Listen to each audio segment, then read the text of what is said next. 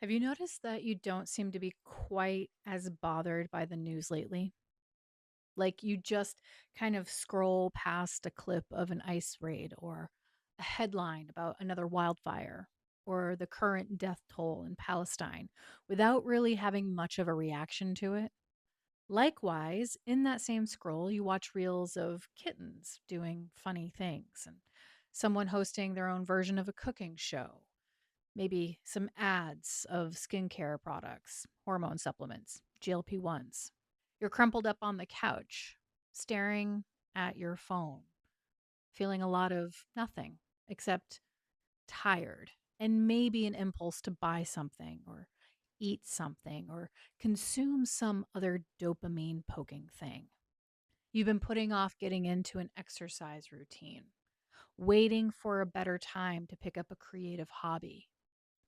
You've been telling the same friends, we should get together sometime, knowing full well that that time will never come because you're so busy, or rather, you're so tired. And honestly, nothing really sounds that fun anyway.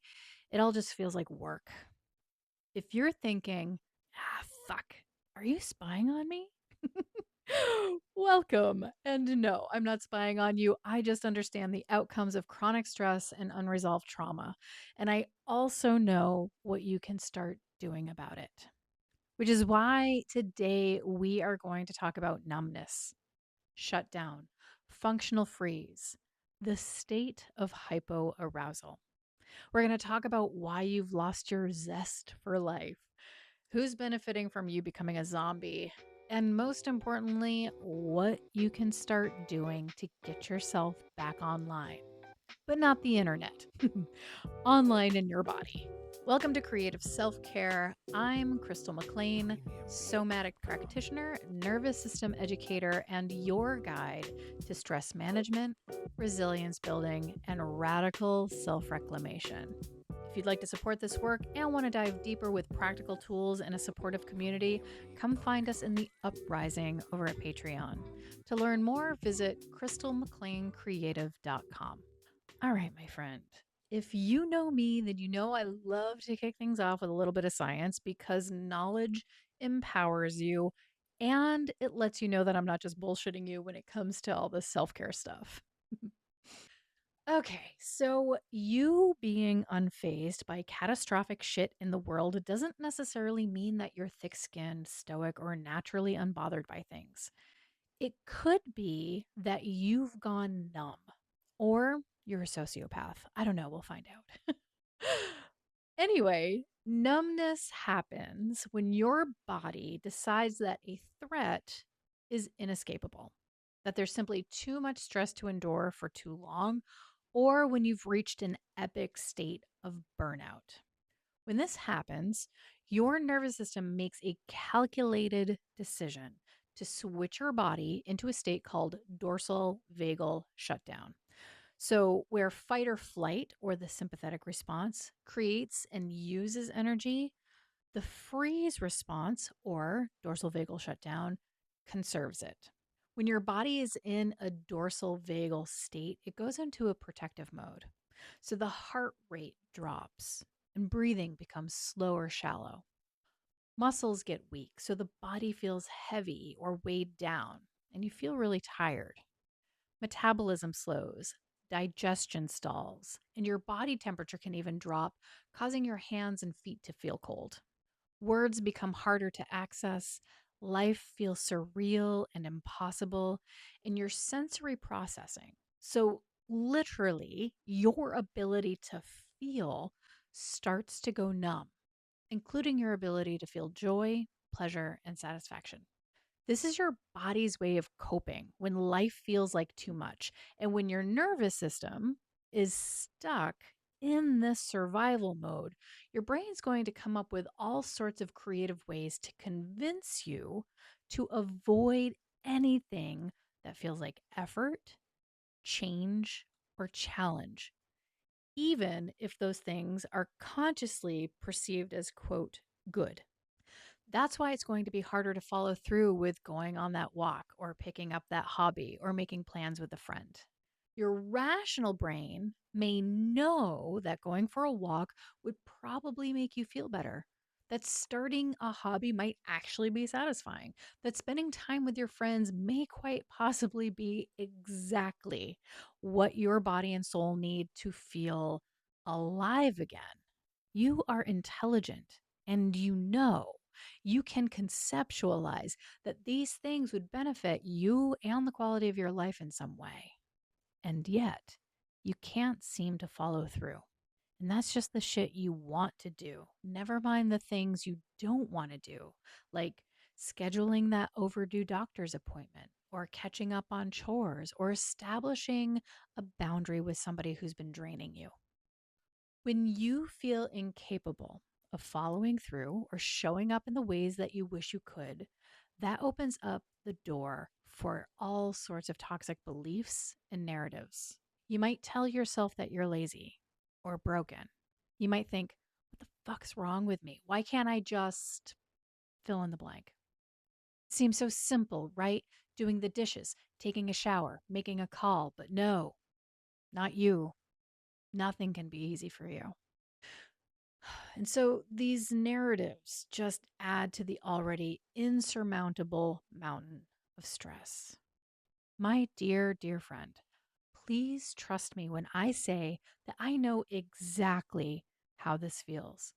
I think it's safe to say that most of us have experienced this at some point and to some degree throughout our life. So believe me when I say you are not alone. And you are not lazy or broken. And there's certainly nothing wrong with you. In fact, it means that your nervous system is doing a really good job at identifying your stressors and trying to protect you from them. The only problem is that the stress has been driving the bus for way too long and nobody showed you how to take back the wheel. But that changes today. So let's start by celebrating what you're already doing right. You are already proving that you are capable of investing in yourself because you're here right now with this post. That is evidence that you're able to crawl out of numbness and start reclaiming your life. You showed up with curiosity, and honestly, that's half of it. So well done.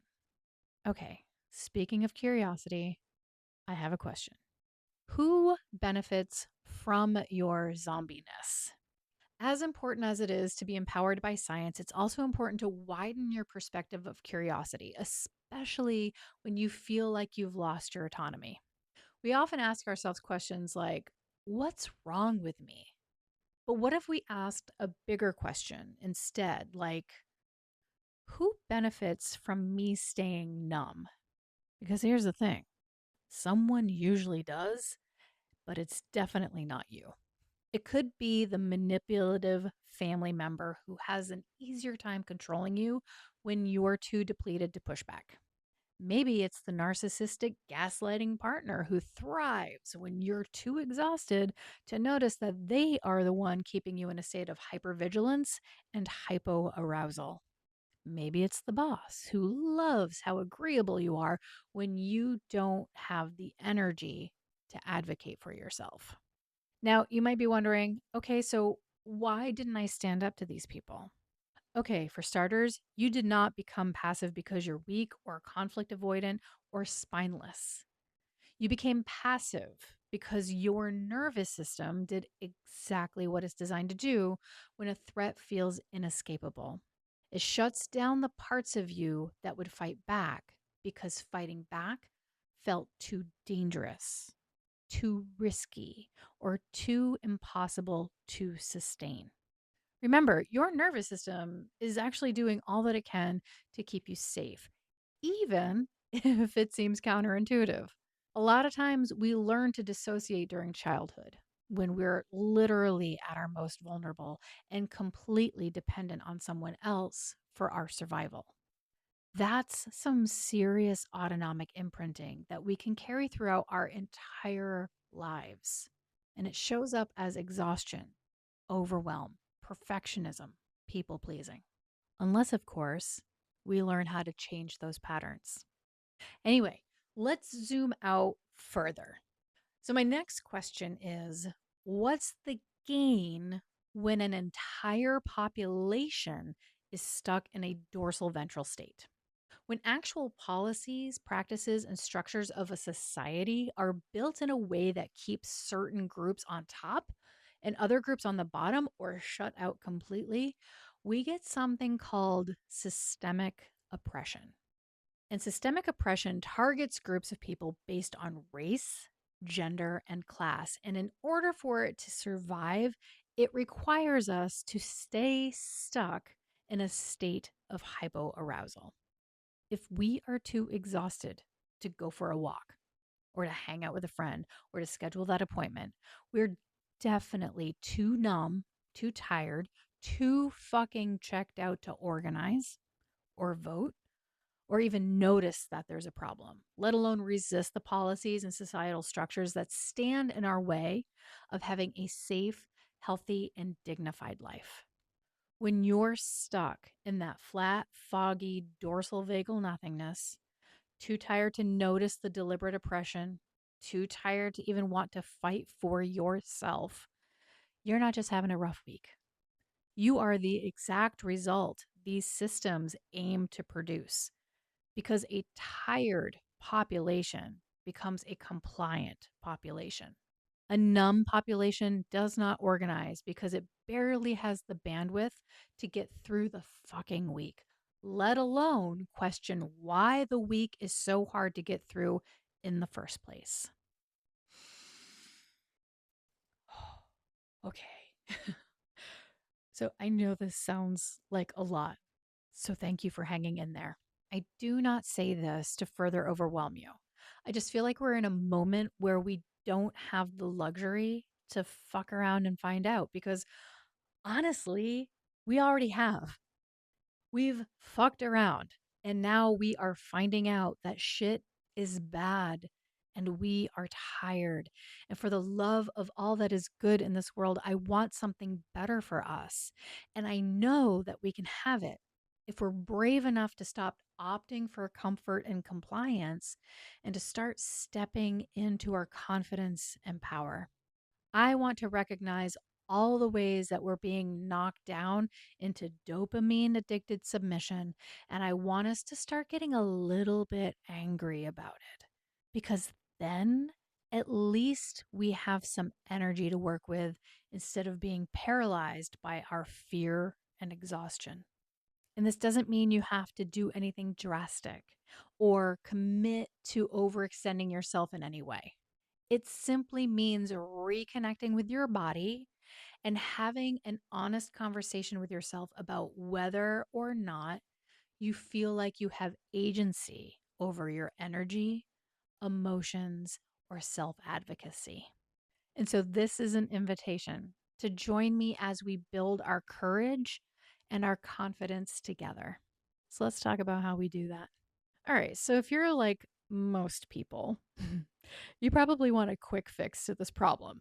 You probably want to slap down 20 bucks, watch a video, read a download, and be ready to face the world. Sorry, friend. That's not how this works. Training your nervous system to feel safe enough to feel and express and choose something different is kind of a slow, gradual process, but it's one worth investing in. And if you're ready to start prioritizing yourself and your holistic health and well being, I'd like to invite you to join us at the Uprising. There's a self guided course called Turn Stress into Strength, which expands your body literacy, deepens your self awareness, and offers 6 evidence based tools that are easily adapted to fit your lifestyle and needs.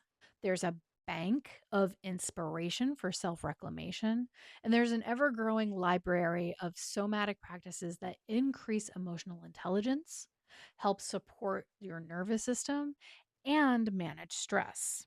In fact, there's a whole set of tools that just address numbness and shutdown. Pairs perfect with today's post.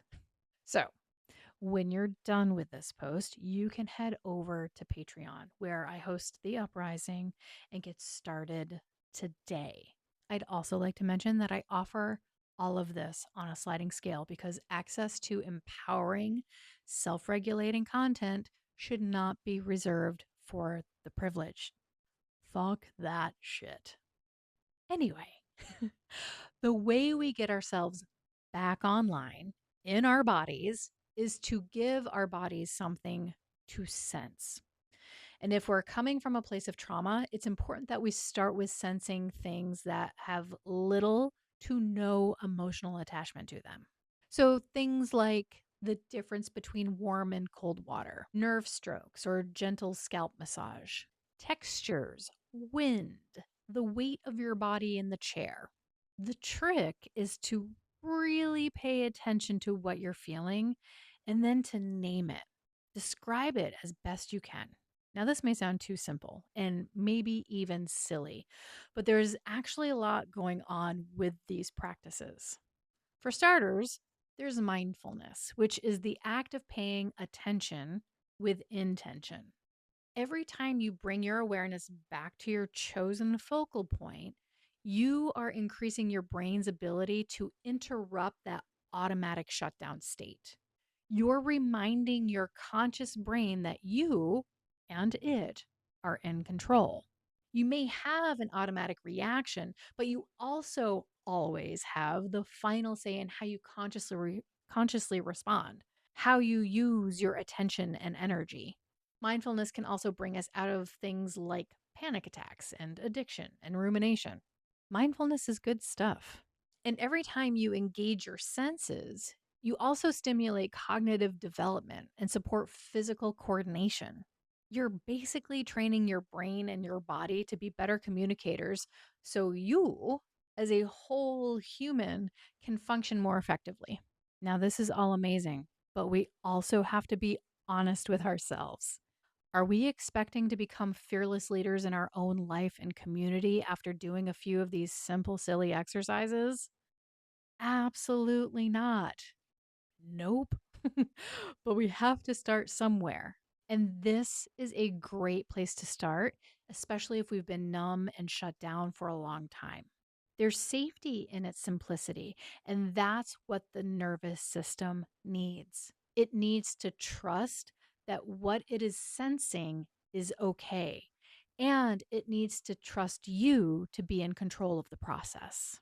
It's with this sense of self trust and safety where we're going to be able to build a healthy relationship with our sensing body so we can start building resilience towards the harder stuff.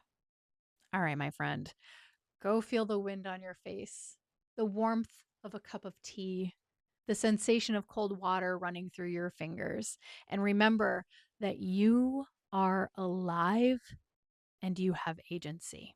I love you. I appreciate you. And I hope to see you at the uprising.